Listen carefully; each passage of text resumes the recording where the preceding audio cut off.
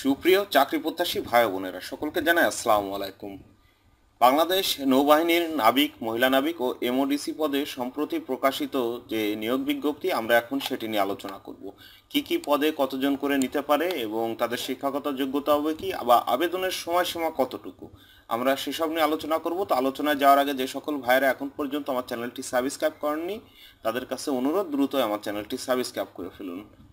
আচ্ছা, এরপরে আমরা কথা না বাড়িয়ে চলে যাই মূল সার্কুলারে। সেখানে দেখি উপযুক্ততা ও পদ সংখ্যা। তারা জানিয়েছে শাখার নাম, পুরুষ কতজন পদ সংখ্যা, মহিলাদের কতজন পদ সংখ্যা, শিক্ষাগত যোগ্যতা এবং জেলা হিসাবে তারা জানিয়েছে বাংলাদেশের সকল জেলার নাগরিকরাই এইখানে আবেদন করতে পারবে। তো চলুন কথা না বাড়িয়ে আমরা কি পদ আছে সেগুলো নিয়ে একটু আলোচনা করি। প্রথমে যে পদ সেটি হচ্ছে ডিইউসি, সিম্যান কমিউনিকেশন ও টেকনিক্যাল। এখানে শুধুমাত্র পুরুষদের জন্য 280টি পদ সংখ্যা এবং ন্যূনতম এসএসসি বিজ্ঞান। আপনি মাদ্রাসা অথবা ভোকেশনাল থেকেও যদি পড়াশোনা করেন তাহলে আবেদন করতে পারবেন। সেই ক্ষেত্রে মাদ্রাসায় অবশ্যই আপনাকে বিজ্ঞান শাখায় নিতে হবে, অর্থাৎ বিজ্ঞানের বাইরে এখানে আপনার আবেদন করার কোনো সুযোগ নেই। জিপিএ ন্যূনতম 3.5 আপনার থাকতে হবে। এরপরে যে পদটি রয়েছে সেটি হচ্ছে রেগুলেটিং। আমরা এখানে দেখতে পাচ্ছি 12টি পুরুষ এবং 8টি মহিলা। তারা জানিয়েছে যে ন্যূনতম এসএসসি, মাদ্রাসা ভোকেশনাল যেটাই আপনি পড়েন ন্যূনতম এসএসসি অথবা তার সমমান হতে হবে এবং জিপিএ ন্যূনতম 3 থাকতে হবে এবং রাইটার, স্টোর, মিউজিশিয়ান সবগুলোই এসএসসি পাশ করলে আপনি আবেদন করতে পারবেন। তবে রাইটারে 18 জন পুরুষ, 4 জন মহিলা, স্টোরে 14 জন পুরুষ, 4 জন মহিলা, মিউজিশিয়ানে শুধুমাত্র 8 জন পুরুষ, এখানে কোনো মহিলা নেই। এরপরে যে পদটি রয়েছে সেটি হচ্ছে মেডিকেল।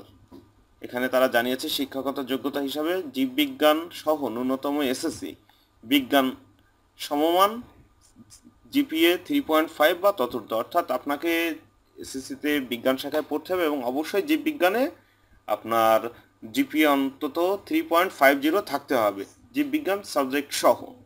এরপরে যে পদটি দেখতে পাচ্ছি সেটি হচ্ছে কুক। এখানে 25টি পদ খালি আছে পুরুষদের জন্য, এখানে মহিলাদের জন্য আলাদা কোনো পদ খালি নেই। তারা আবেদনের যোগ্যতা হিসাবে জানিয়েছে ন্যূনতম এসএসসি সমমান, অর্থাৎ আপনি সমমান বলতে আপনি মাদ্রাসা ও ভোকেশনাল থেকে, অর্থাৎ দাখিল এবং ভোকেশনাল এসএসসি পাশ করলেও আপনি আবেদন করতে পারবেন। সেই ক্ষেত্রে আপনার জিপিএ হতে হবে ন্যূনতম 2.5 এবং তার উপরে 2.5 একেবারে সর্বনিম্ন। এবং স্টুয়ার্ডে 10 জন পুরুষ, 8 জন মহিলা, এখানেও আপনার ন্যূনতম এসএসসি শিক্ষাগত যোগ্যতা কুকের মতোই। তো এরপরে যে পদটি রয়েছে সেটি হচ্ছে টোপাস। এখানে দেখতে পাচ্ছি যে 15টি পদ সংখ্যা খালি আছে এবং ন্যূনতম 8ম শ্রেণী পাশ হলে আপনি এখানে আবেদন করতে পারবেন। এরপরে যে পদটি রয়েছে সেটা হচ্ছে এমওডিসি নৌ। এখানে পুরুষ 8টি, তো কোনো মহিলা এখানে নেই এবং ন্যূনতম এসএসসি বা সমমানের মাদ্রাসা ভোকেশনাল যেটাই পড়েন আপনাকে ন্যূনতম এসএসসি পরীক্ষায় উত্তীর্ণ হতে হবে এবং জিপিএ সর্বনিম্ন 3 থাকতে হবে, তবে আপনি এমওডিসি নৌতে আবেদন করতে পারবেন। তো এখন দেখি শারীরিক যোগ্যতা। মানে তারা জানিয়েছে ন্যূনতম শারীরিক যোগ্যতা, অর্থাৎ এর থেকে উপরে উঠতে হবে কিন্তু এর থেকে নিচে আপনার থাকলে আপনি আবেদন করতে পারবেন না। সিম্যান পুরুষে তারা জানিয়েছে 167 সেন্টিমিটার, অর্থাৎ 5 ফুট 6 ইঞ্চি এবং বুকের মাপ জানিয়েছে পুরুষদের 76 থেকে 81 সেন্টিমিটার, অর্থাৎ 76 থেকে 81 বলতে আপনাকে যখন আপনি বুকের মাপ সম্প্রসারিত করবেন তখন 81 আর স্বাভাবিক অবস্থায় 86, অর্থাৎ 30 এবং 32।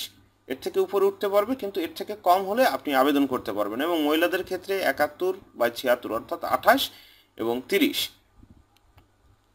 তো রেগুলেটিংয়ে যে উচ্চতাটি আপনার থাকছে পুরুষদের 5 ফুট 8 ইঞ্চি, মহিলাদের 5 ফুট 3 ইঞ্চি এবং অন্যান্য শাখা যেমন communication, technical, medical writer, store, musician, cook, steward ও টোপাস, তাদের ক্ষেত্রে আপনার পুরুষদের 5 ফুট 4 ইঞ্চি এবং মহিলাদের ক্ষেত্রে 5 ফুট 2 ইঞ্চি। এমওডিসি নৌ, অর্থাৎ এখানে যে শুধুমাত্র পুরুষদের জন্য এখানে 167 সেন্টিমিটার অর্থাৎ 5 ফুট 6 ইঞ্চি আপনার হতে হবে। বয়স ও উচ্চতা অনুযায়ী আপনার ওজন থাকতে হবে। চোখের দৃষ্টি 6/6 অর্থাৎ স্বাভাবিক থাকতে হবে। আপনি যদি চশমা ব্যবহার করেন সেক্ষেত্রে আপনি আবেদনের যোগ্যতা হারাবেন। অন্যান্য শর্তাবলী হিসাবে তারা জানিয়েছে বাংলাদেশি পুরুষ এবং মহিলা নাগরিক হতে হবে, সাঁতার জানা আবশ্যক, অবিবাহিত হতে হবে, বিপত্নিক বা তালাকপ্রাপ্ত নয় অর্থাৎ আপনার স্ত্রী যদি মারা যায় অথবা আপনি যদি তালাকপ্রাপ্ত হন তাও আপনি আবেদন করতে পারবেন না। বয়স 1 জানুয়ারি 2026 তারিখে নাবিকদের জন্য 17 থেকে 20 বছর এবং এমওডিসিদের জন্য 17 থেকে 22 বছর। এবং আপনি বয়স প্রমাণের ক্ষেত্রে এনআইডি কার্ড এবং জন্মসনদ বাদে অন্য কোনো এফিডেভিট আপনার এখানে গ্রহণযোগ্য হবে না।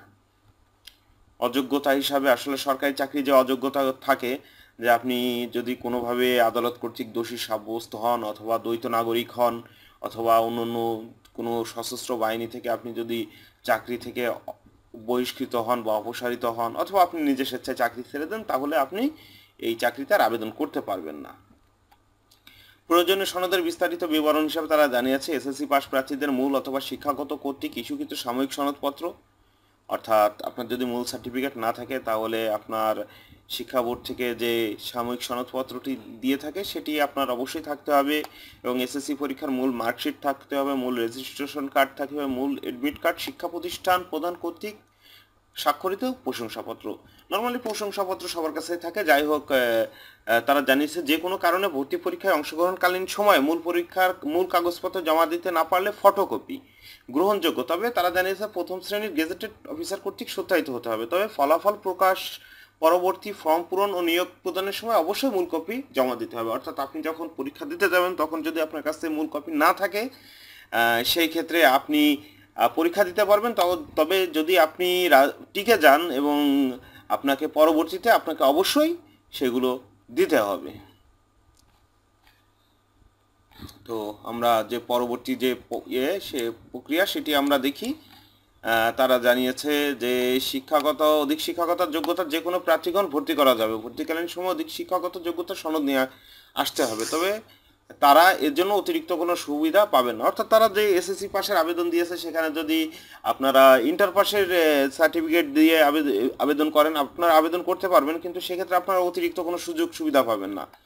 এবং তারা জানিয়েছে অষ্টম শ্রেণী পাশ প্রার্থীদের স্কুল হতে প্রদত্ত সনদপত্র ও পরীক্ষার মার্কশিট জমা দিতে হবে এবং আপনার ইউনিয়ন কাউন্সিল বা পৌরসভা থেকে আপনার যে নাগরিক সনদ সেগুলো অবশ্যই লাগবে, চারিত্রিক সনদ লাগবে, জন্ম নিবন্ধন লাগবে, অভিভাবকের সম্মতিপত্র লাগবে এবং ছবি লাগবে সদ্য তোলা।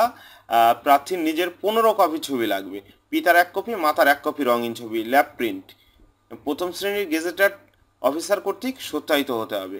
চাকরিরত প্রার্থীগণ নিয়োগকারী কর্তৃপক্ষের ছাড়পত্র আনতে হবে। অর্থাৎ তারা কেউ যদি বেসরকারি প্রতিষ্ঠানে বা স্বায়ত্তশাসিত প্রতিষ্ঠানে চাকরি করে থাকেন সেই ক্ষেত্রে অবশ্যই আপনাকে এনওসি সংগ্রহ করে নিয়ে আসতে হবে আপনার এখানে আবেদন করতে গেলে।